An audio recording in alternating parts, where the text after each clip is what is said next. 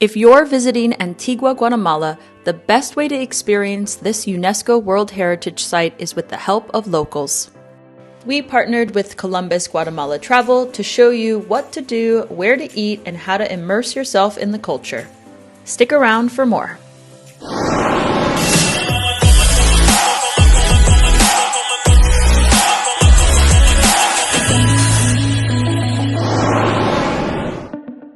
Guatemala is a tropical, untouched gem located in Central America. Depending on where you are in the States, you can easily fly into Guatemala City in just a few hours, thus making it a great option for American tourists. Hi guys, it's Vanessa from Wander Onwards, and today we are in the beautiful Antigua, Guatemala, having a local tour guided by locals. So please introduce yourself and who you work for. Thank you so much, Vanessa. This is Kathy. Hi, everybody. And I'm from Antigua, Guatemala. I work for Columbus Guatemala Travel, and it's a pleasure to have you in.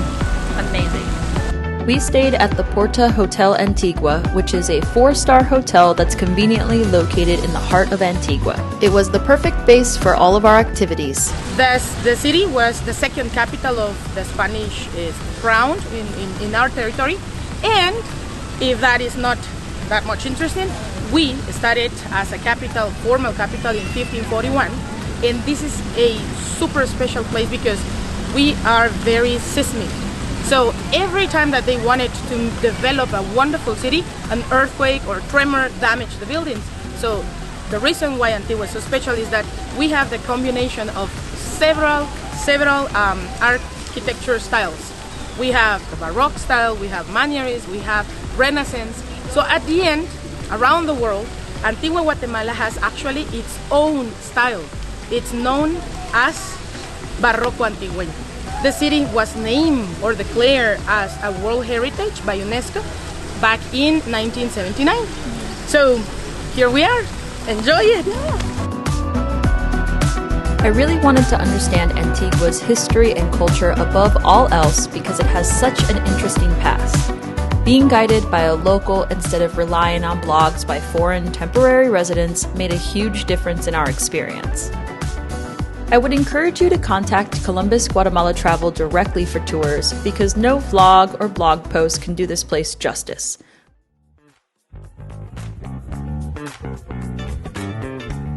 I would definitely recommend taking their chicken bus tour through the little villages around Antigua too. It was such a unique experience and perfect for small groups. It's actually the Franciscans. So the Franciscans were very, very important to our community because they were in contact a lot with our people. They really care about learning from the local culture, and they actually were the first that learned native languages. All this area is still remaining as it was after being damaged by a big earthquake in the 1773. That actually, that earthquake, well, not one, several earthquakes during 3 years forced the capital to be moved to the new capital that nowadays is located in Guatemala City.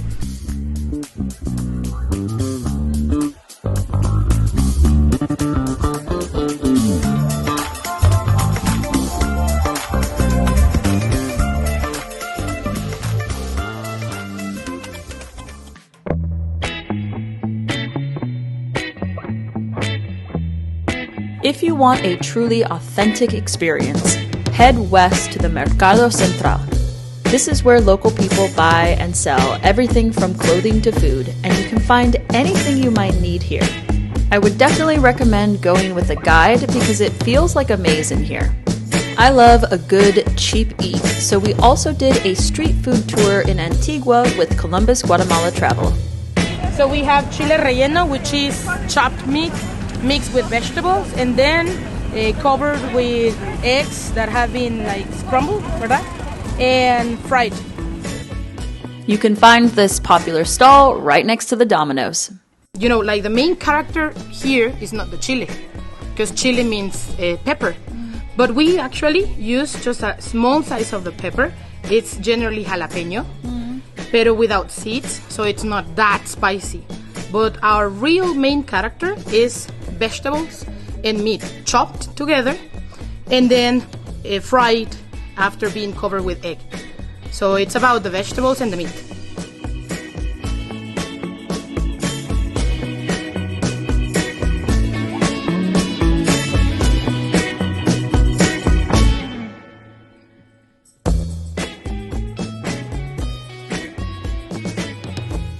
We, of course, couldn't leave Guatemala without trying the local coffee. The Fat Cat is a Guatemalan-owned location, and they source their beans locally. What more could you ask for?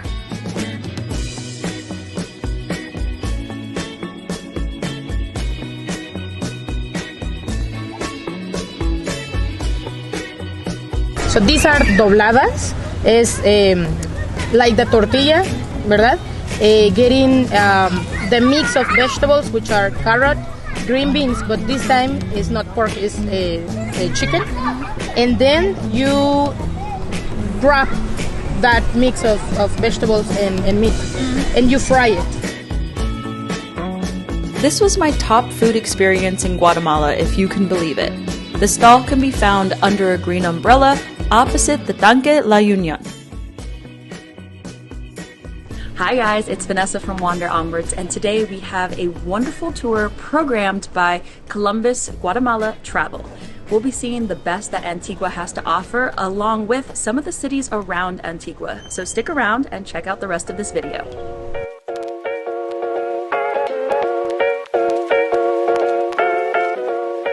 Super important fact about the soil is that we are near an active volcano. Yeah. So the ashes they are the best that fits the soil super good. So Guatemala population, in Guatemala's country we have about 17 million. Plus we have 2 million additional that it's out there between United States or North America. So from 37 volcanoes that we have in Guatemala, 4 are active, and we have one right here that is Fuego. We have Santiaguito, Tacaná, and Pacaya. Those are the 4 active volcanoes.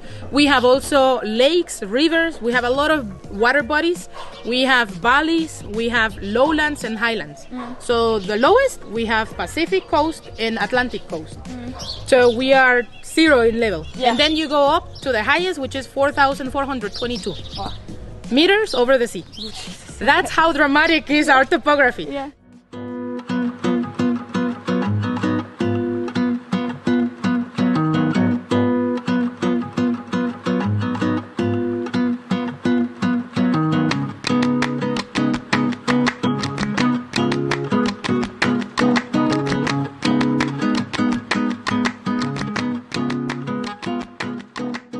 So welcome, officially this is the chocolate factory that we have been talking about. So cacao, and you have to know cacao for the Maya civilization was sent by the creators, by the gods. So cacao actually had a special recipe. It was more for rituals, and we had a twin. The original recipe contained honey, cacao of course, and it also contained chili.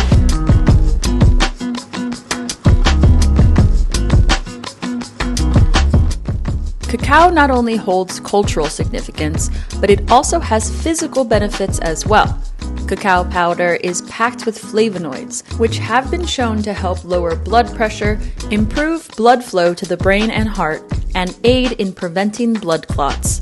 These cacao discs make great souvenirs, and we even bought one ourselves. Chicha is fermented fruits, ¿verdad?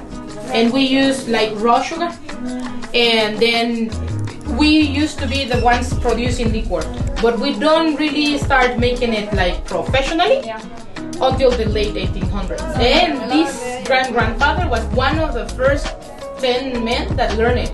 So the recipe is super good.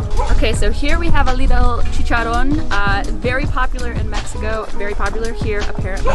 It is fried pork skin, which I know sounds a little weird, but damn is this good. Mexican chicharron is a little bit lighter, not so colored, and I think it's a bit saltier. Here, this has a much more like robust flavor, almost a umami kind of vibe, and it's delicious.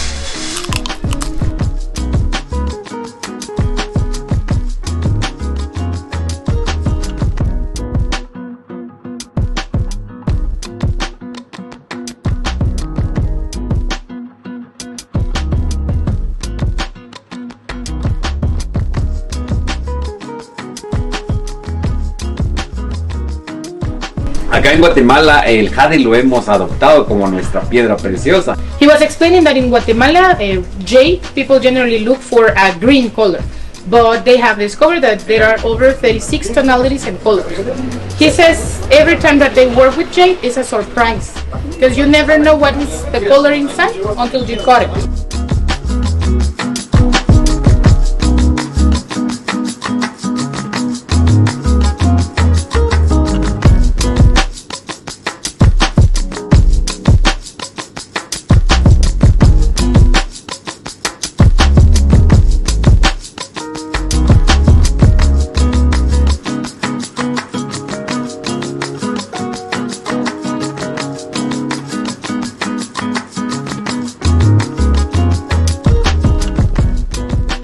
We are currently in a jade manufacturing establishment that is run by a local family, and so today's my anniversary and I've picked a jade ring for me to take home, and unfortunately the ones that I wanted didn't fit correctly, so they're actually resizing it for me right now, and it takes about 10 minutes to do. These are priced at about $200. It's way more expensive in mainland United States. So this is just a wonderful thing to remind me of my time in Guatemala and a wonderful anniversary present.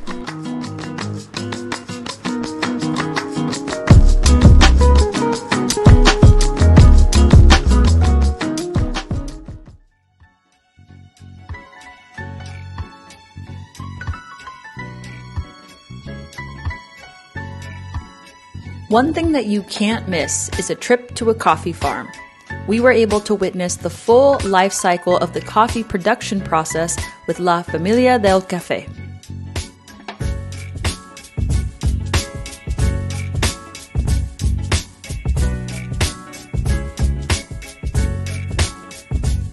So my grandfather, he was the first person growing coffee in this place. So many years ago, the people didn't grow coffee, the people only grow black beans, carrots, radishes and nuts of corn, because in Guatemala we usually have tortillas every meal, so this is why the people, they grow lots of corn in this place. We didn't grow coffee.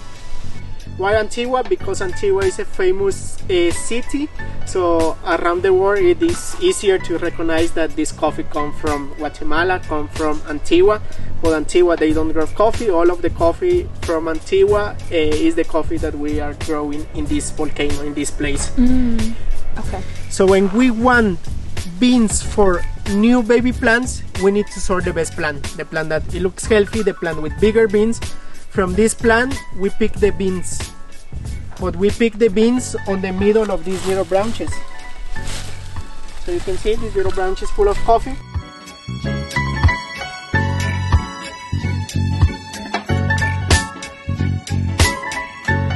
Okay, so after 2 minutes of picking beans, I lost the competition.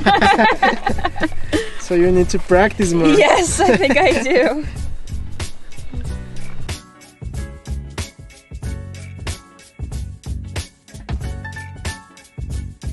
Coffee production is the second most important agricultural export after sugar in Guatemala. Today, the coffee sector employs more than 125,000 families across the country.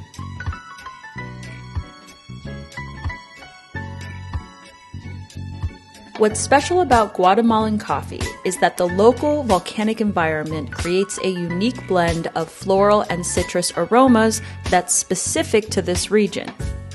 You can taste the chocolate and nutty flavors within the full and balanced body. Plus, there's a hint of acidity as well.